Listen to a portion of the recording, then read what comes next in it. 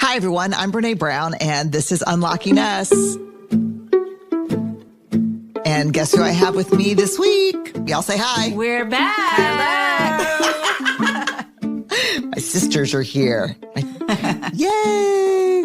We are coming back to do a follow-up to the Summer Sister Series on the gifts of imperfection, because we got a lot of questions in the comments on social media. And so we're going to try to answer as many as we can. Before we jump in, let me remind you about Ashley and Barrett. And how our lives have changed since the podcast. No, yeah, right. I will tell you, this is probably a warning. We're cussy to begin with, but holy shit, we are ass high and taking care of kids in massive transitions right now. And we are really knee deep in some parent caregiving. How are y'all feeling? I'm tired. Ashley was going to retake the wholehearted inventory so she could just see how it changed from the summer and she can get through it. I was like 50%, 50%, 50%. Yeah, no, we're in a tough spot. Let me tell you a little bit about Ashley and Barrett before we get started. Ashley, when she was 5, came downstairs from school. I'm not reading the bio. I'm just telling you all the story. Ashley, when she was 5 and when Barrett was 5, obviously identical twins, came down the stairs for the first morning of kindergarten. And Barrett had on cutoffs and tube socks and a flannel and 2 braids and high top tennis shoes, getting ready to take the court. She was a baller, still a baller, my pickleball partner. So she's total baller. Ashley came downstairs with her hair loose in locks, a hat, a dress, patent leather shoes, and in case the weather turned, she was carrying a parasol. This is because my mom, and all her infinite wisdom, read Twins and Super Twins when she was pregnant with Ashley and Barrett about kind of the dangers of. Little did they know. Little did she know at the time. Do you think the book is really described the dangers of twins?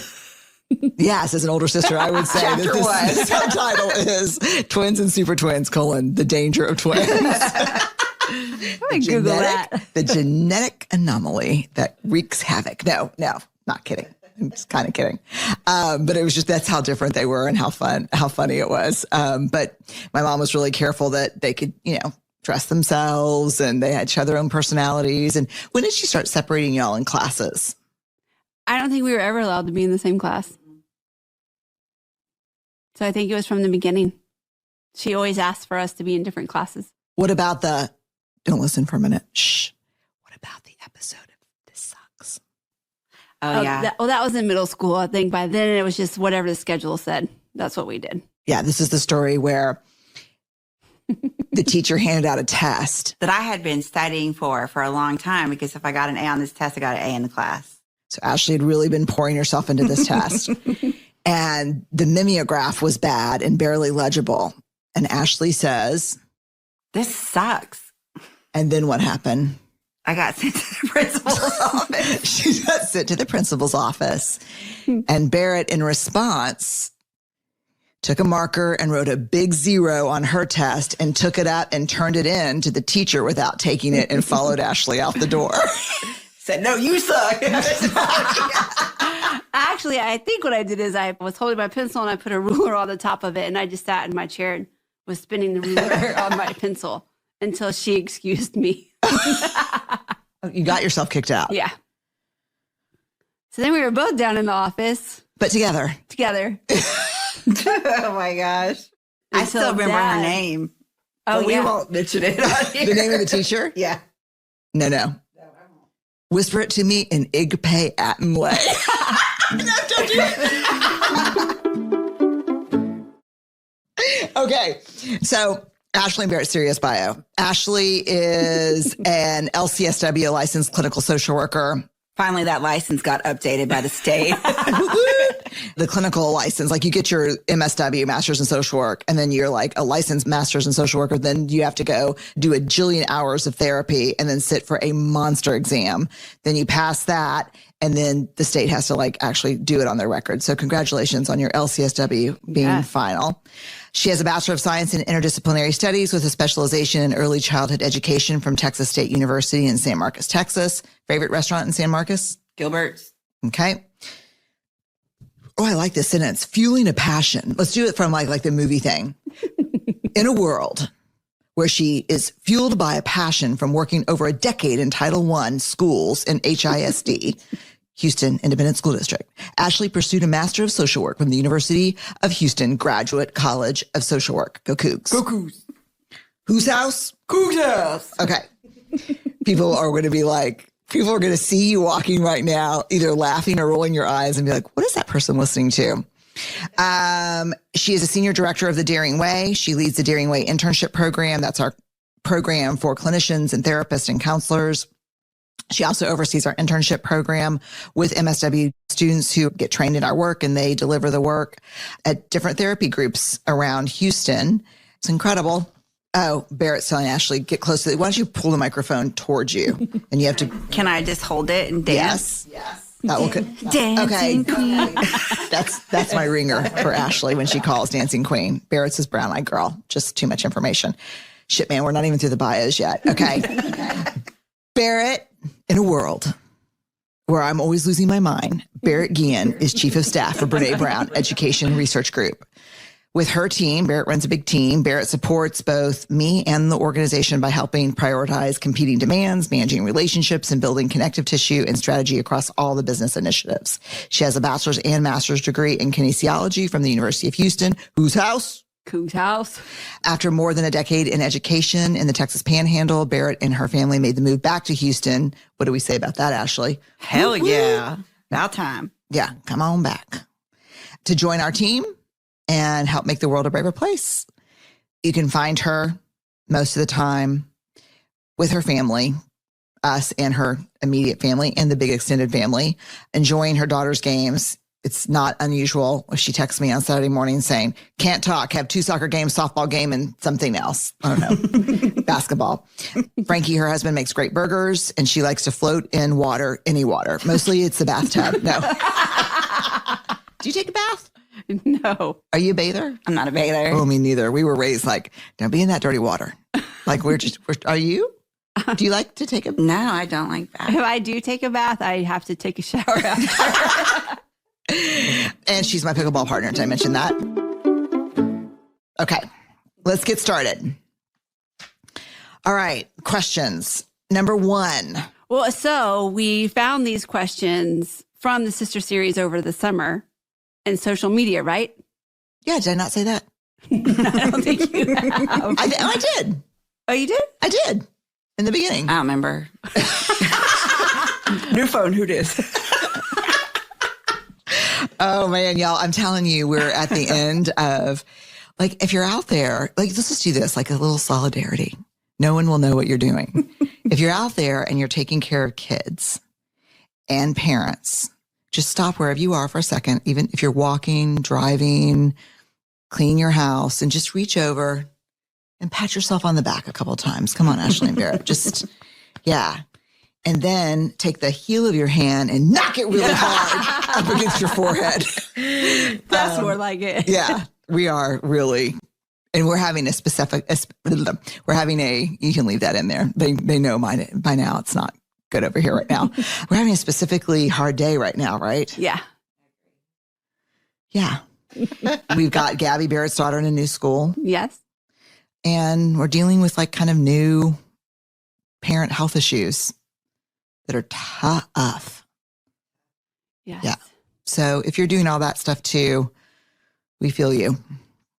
All right, let's jump into this first question that we received from the Summer Sister series On social media. on social media. Okay, number 1, like you really want our advice. That's what I would say right now. Okay, number 1. What do you do when you're not a perfectionist, but you're always looking for that something else to be happy? Oh, man, I'm so terrible at that. Pass. Not it. Go ahead, Barrett. We're all doing the nose goes, and we're all big card players. So we're looking at each other like, pass. Yep. Because we're all bad at it. We all do this. Yeah. I mean, I can tell you that I don't think you have to struggle with perfectionism to always be looking for that panacea or that thing that's going to make everything better. And so I guess we can like collectively talk about what our therapists have told us and pass that along. I'll give you their names and you can Venmo them after this is over. I know that I'm always looking for that something. I look for that when I don't have the emotional or physical energy to turn toward my life to understand what's not going well. Because normally it's not that my life is not joyful or it's unhappy. It's something's going on that I want to numb or replace. Like I think, oh, if I just redid my office or if I got a new car or if I change my hair or, I mean, it's usually because I'm running from something, not towards something. So Totally. you can never find the thing that will make you happier because you're not actually running towards something intentional. You're running from something you don't want to dig into. That's my experience. What about y'all? I would totally agree. Usually, if I'm finding myself struggling with perfectionism, it's because I need to stop and say what's happening in my life right now that I'm not dealing with and why am I trying to numb it? Yeah, like what is it that I can't control that's scaring me right now? Yes. That I can't make perfect, that I can't get into order, that I can't put in the bento box. What is it that I can't control right now that's driving these behaviors? And sometimes it's not perfectionism. Sometimes it's foreboding joy. I mean, it's all under the armor, but it's like all of those things for me. If I am trying to find something else to make me happy instead of just finding the gratitude in the daily moments or overall, it's because I'm armored up for some reason. Same. Barrett? Yeah, same. I do the same thing and I can just like be like Lane. I don't know if y'all do this. So if you don't, just say you do. So I'm not alone in it. So you want us to lie? Yeah. That's good. we got you. Like, I don't know if y'all do this, but sometimes I'm like making up a workout routine in my head for bed. Like when I'm laying in bed, I'll like, oh, I'm going to start doing this. I'm going to start doing it Monday. And then Monday comes and I have like a little cough or something. I'm like, I'm really sick this time. So I have to wait until next Monday. I don't know what you're talking about. No. So it's like always waiting for that something else. It's like, I don't know what's getting in the way, but it's usually not the little sniffle. I do the same thing. I mean, there is nothing better for me, especially when I'm thinking about like healthy eating and not dieting or restrictive, but just healthy eating. There's nothing better for me than the meal that you eat between the commitment to change your eating habits and then the start date. Yes. Like that meal, that chicken fried steak. Best ever. Best mashed potatoes, cream gravy. Best. Cornbread or roll? Roll. With that meal, roll. I'm roll too, but butter, right? Yeah, Yes. because you have to have it for the gravy. Yeah. Totally. And butter on the roll, butter on the mashed potatoes. But while we're at it, we should just go ahead and plan the next night to have chili with cornbread since you brought it up.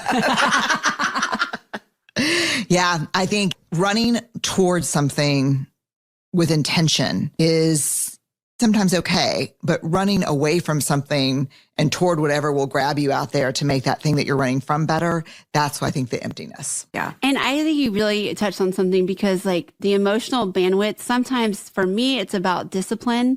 And I don't know about y'all, but I have just felt so exhausted for like the last 6 months. And so especially right now, it's like even harder, I think. For me, it's been since COVID. I haven't been like my full. Yeah. I don't think people understand the physical toll that emotional labor takes. Jeez. Yeah. And those small moments that fill you back up after you go to hard places have been non-existent for a lot of people. So for a lot of people, it could be laughing about a TV show at the kitchen bar with all your friends at work. Well, we haven't been in the office since March of 2020. So those little small moments that can fill us back up and bring us joy have kind of been non-existent through COVID and the pandemic. It's been hard. And I think when you're in something really hard, like caregiving for parents, you just keep doing the next right thing.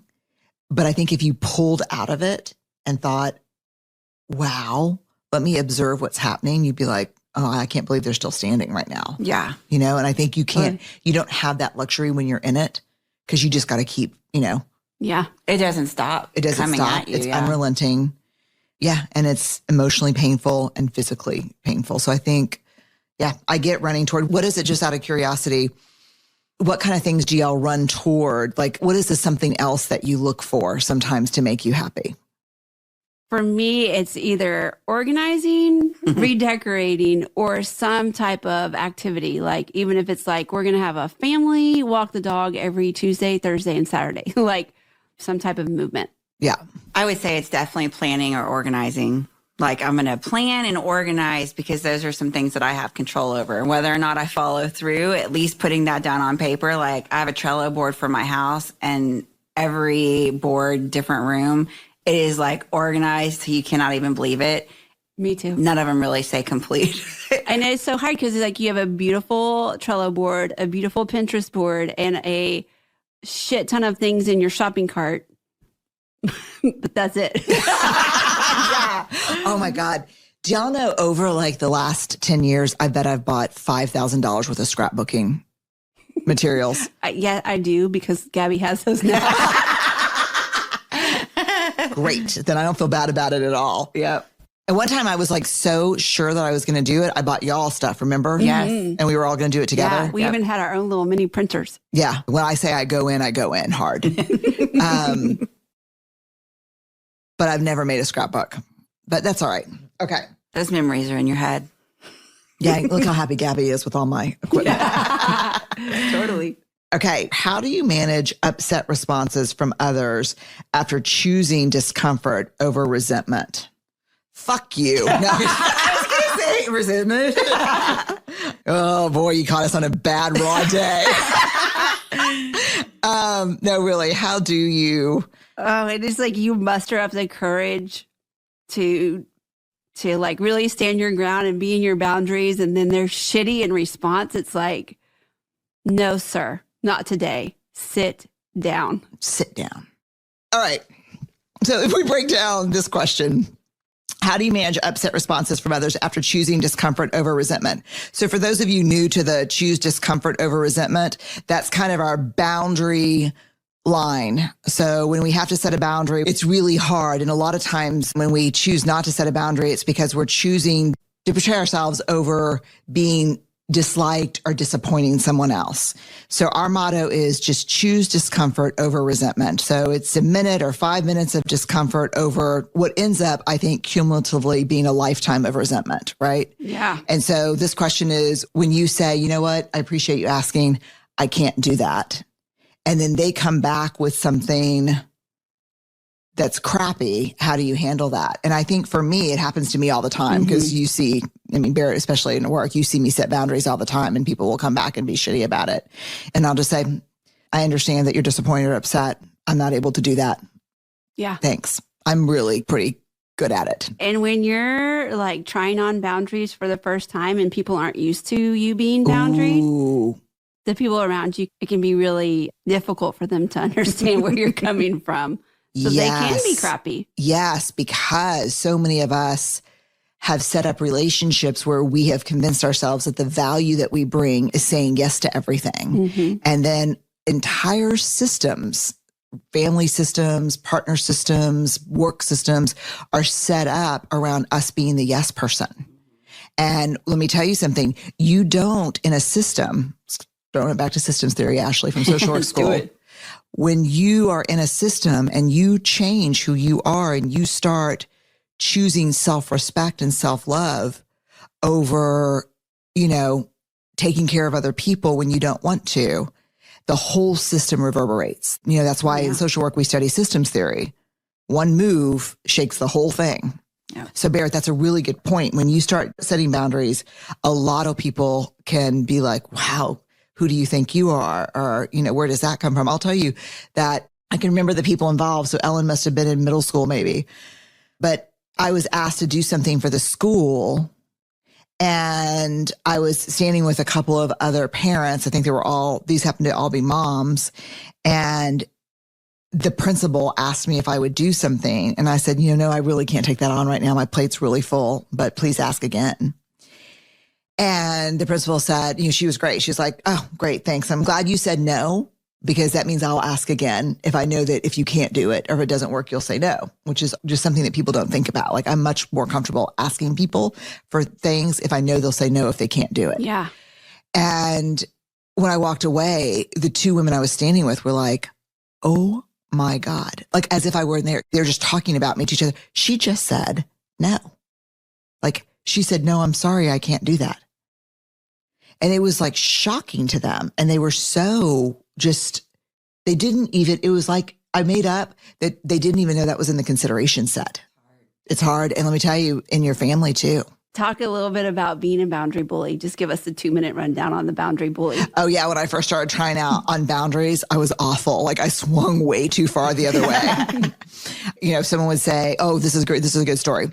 We were pretty strict around violence on television with my kids growing up. Let me just tell you this. This is an aside.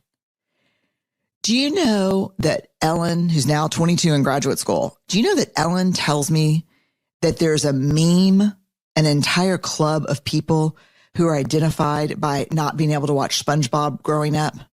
Like, oh, no. Like they made, that's like a joke. Like, wow. Were you or were you not, like, dividing into two groups of people in college? Those who could watch SpongeBob and those who could not. Yeah. And I did not know that. Yeah, my kids could not watch SpongeBob. Same. Is that because I didn't let mine? I'm the oldest? Probably. Thank you for that. Sorry to my sweet nieces. No, we thank you for that. Yeah. Yeah, we were. So that's not violence. But so Charlie and Ellen watched calmer movies till they got older. And it was Charlie. Charlie ended up going to a friend's house for a play date, and he was probably in 3rd grade. And the mom called and said, listen, I just wanted to let you know. Oh, I'm conflating two stories. Hold on. Let me tell both. First, it's Ellen. She's going to a sleepover. The mom calls and says, hey, we're just going to do pizza, a movie, and then cotton candy or something. And I said, great. And she said, I think we're going to watch this movie. And I was like, oh, you know what?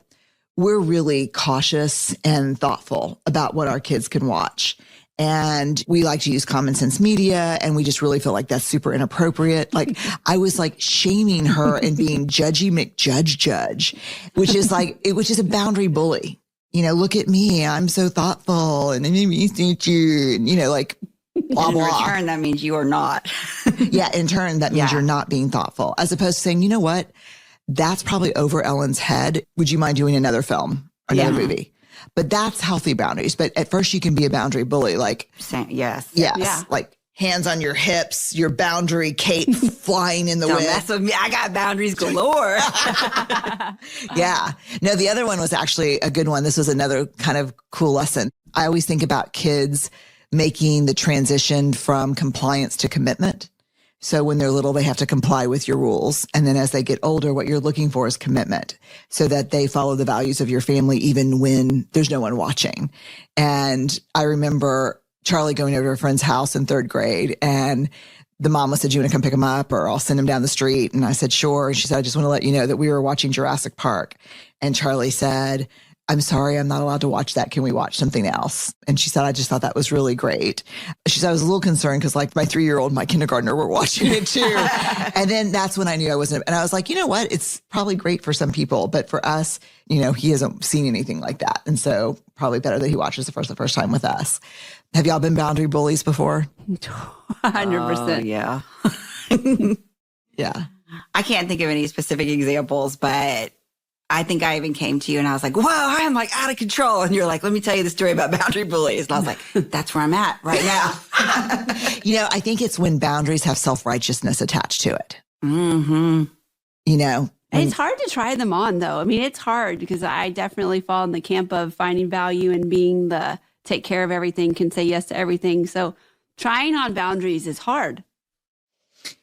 But let's talk about that, because I have value in being the yes person and not disappointing anybody either. But then I do disappoint people because I can't deliver, or I'm late, or I cancel at the last minute. Disappoint yourself. And have to choose commitments at work that I said yes to over my family. And then there's grief attached to that and rage. Yeah. And so I think pretending that we can deliver on things that we actually can't deliver on because we're afraid to say, I need help or I can't do this, ends up hurting a lot of people, not just ourselves. It's really hard too, because like the work that I do, there's so many people in the world that might not have places where they can go and ask for help. So when I heard you saying that, I mean, like the first thing that came to my head was, I feel so lucky to be in the opportunity where I can ask for help, where That's right. can stop and say, oh my God, Brene, I'm like out of control. And, you know, to be able to talk about it or to call Barrett. And so one of the things that I see is like this real struggle of what do I, like this, even this question, like, what do I do when people are upset or hurt and where can I go? So many people don't have that. And I love the idea of talking about how we can cultivate new friendships or relationships around being, I don't know if it's an accountability partner or maybe just someone I can check in with about it. So I was just thinking that when you said that, all of that came into my mind when you said that. Yeah, no, because I'm thinking about, you know, a lot of the clients that you run groups with that don't have a safe place to try on or say, wow, that shit didn't work today. Yeah. You know, and the consequences are huge sometimes. If they make the wrong call. Yeah. So to be able to practice them even maybe before you put them into place. Or a lot of the times when I think about this question, I think about living big and this idea of the grief that can come with it. So we set boundaries, but when we set boundaries, there can be this really hard, sad grief part around the boundaries because sometimes we lose people if that boundary isn't met, you know, in a personal relationship, family, stuff like that. And so just be able to have someone to check in with and look around what that looks like. Yeah, I mean, because there is a reality, and we've all lived it, where you say, you know what, this behavior is not okay. I'm not going to subject myself to it. And that person says, you know, then see you later. Yeah. And that leaves you in a really painful, can be really painful, especially with people you care about and love. Yeah. And then you have to think, wow, if that's the case, if I'm making a reasonable request about how we show up with each other and that request is met with, you know, then fuck you, this relationship's over, then what were the terms and conditions of that relationship to begin with? Yes. Yep. Do you know what I mean? Totally. It's really tough. Boundaries are really hard. Prentice Hemphill is a therapist and an embodiment coach, and they have the most incredible definition of boundaries that I just keep going to often. I actually write about it in Atlas of the Heart, that boundaries is the closest distance at which I can love both you and myself. That kind of just felt like a little punch in the gut. Mm-hmm. The closest distance at which I can love both you and myself. Sometimes it's so much harder to love ourselves than it is to love other people. And so to get to a place where you can do that is really cool. Yeah. It's powerful. Yeah. Ashley mentioned living big. Is that from Rising Strong? Yeah. And it's something that we try to practice, what boundaries need to be in place for us to be in our integrity and be generous toward others. I think let's do a sister series on just living big. Can we list people that we have to do it with? That math teacher is still in my head. No, we cannot list anybody. No, I even love that session. Yeah. Yeah. We'll do a living big. Yeah. It's one of the toughest things we teach. People get pissed. It's hard. It's hard. We'll do. We all went Texas. It's hard. Weird. Okay. How can you tell the difference between polling and genuinely seeking advice from people who matter? We did this actually on the sister series because I don't know if y'all remember, but we were talking about polling and I said, oh, I was totally polling because I was like, guys, which middle school should Amaya go to? And then we started talking about what the difference was between that wasn't really polling, that was actually seeking advice from people that I trusted and meant a lot to me. And so I think that we could give some really good examples around this one. Go for it. I'm always like, when I'm polling, I'm polling. I know I'm polling, and it really doesn't matter what your opinion is because I already know. I just want to know what everyone else thinks. And I want you to know that I'm struggling. So for me, it's neither of those. It's not that I want you to know I'm struggling and I don't want to know what your opinion is because I really usually don't give a shit. It's just if things go bad, it's your fault too. Yeah, I need like misery doesn't love company, it demands it. Yeah. Another great saying brought to you by the 12-step rooms. But it's true. I just want to be like, well, I mean, I don't remember her name, and I don't know who she is exactly, but I saw her at the bus stop. And, like She said. yeah, I want backup. I want backup in case things go wrong. I want to be able to share the blame. I think for me, it is totally about my own struggle around using my voice when I should be using my voice. And instead, I'm like going around and polling and saying, that was hurtful, right? I should be upset about that, right? Like, instead of just coming up and saying, that was hurtful and I can't believe it happened, I can start polling and making sure that I am okay in my thoughts about feeling hurt. So self-trust, it's validating. Yeah. Yeah, it's about self-trust for you. It totally can be, because one of the things that I work on with my therapist, which I think we talked about last time too, is just using my voice instead of sitting in the resentment. And so I think for me that's really when I can start polling. That's really insightful. When do you poll? And hurtful to say out loud, to be honest, because I would rather use my voice. Yeah. And if it hurts you and it was hard for you, does it matter if 5 people say, no, I don't think it was a big deal? No, because then I hate them too. Well, they don't know. Let me phrase it in a different way. Sit down. Barrett?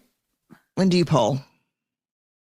I don't know. I think I poll what I want people to know, that I'm struggling with a decision, but I'm not really care what you have to say about it. I just want you to know that it's hard and it's out there. As someone, I seek a lot of advice. I mean, I did it to earlier today. Like, I really will call people whose opinions really matter to me and say, can I run something by you? I've got a gut on it, but I want to see if I'm missing if I'm not zoomed out enough to see something, or if I'm missing any data points, or if you've got some questions that I need to be thinking about that I haven't answered yet. So as someone who seeks a lot of advice and mentoring and coaching and therapy, I really respect that. And people, you could see in the comments when I posted something about this, that people got it confused between polling and asking for advice. But polling is when you're looking for an answer that only you can give yourself.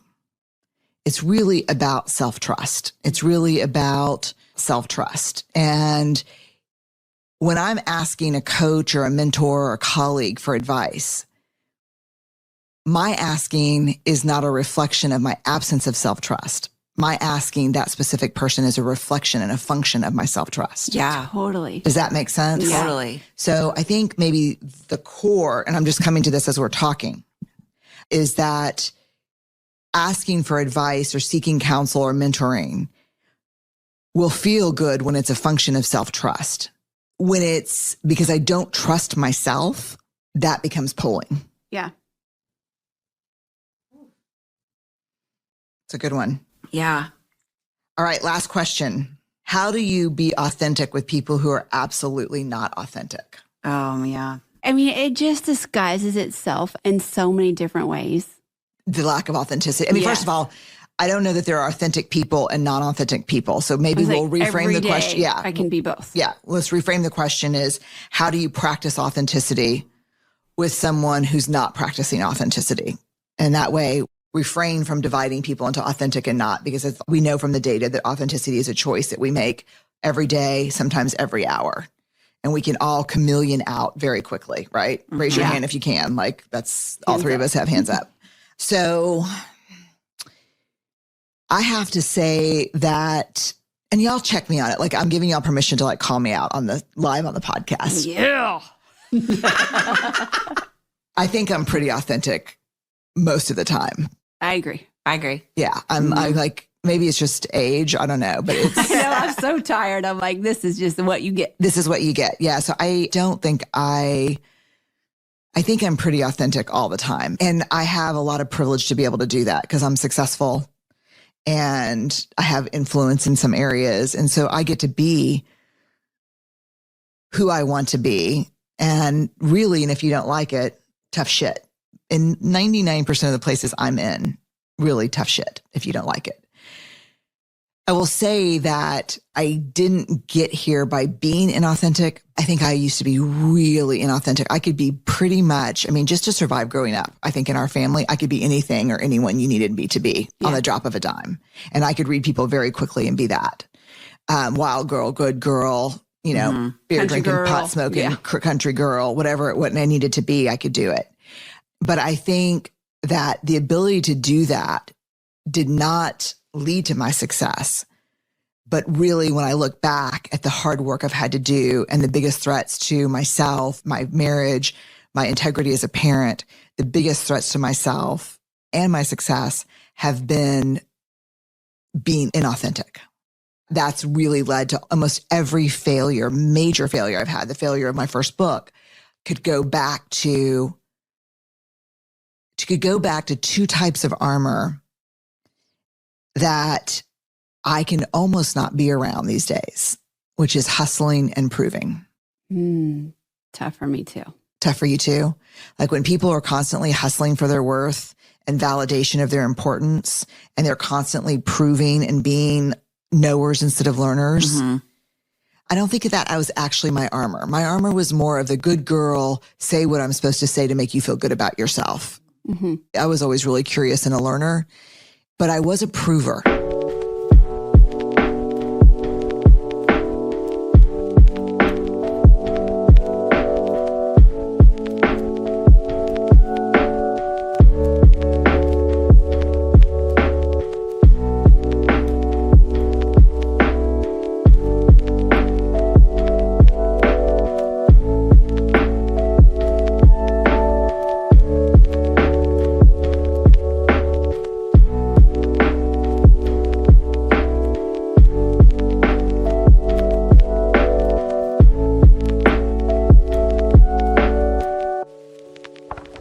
I would take on way more than I could handle. I mean, y'all have witnessed that probably for a solid, at least decade. Bear's looking at me like that shit's not over yet. I did not. She kind of did. I'm getting better at it. There's no eye contact being made right now, y'all.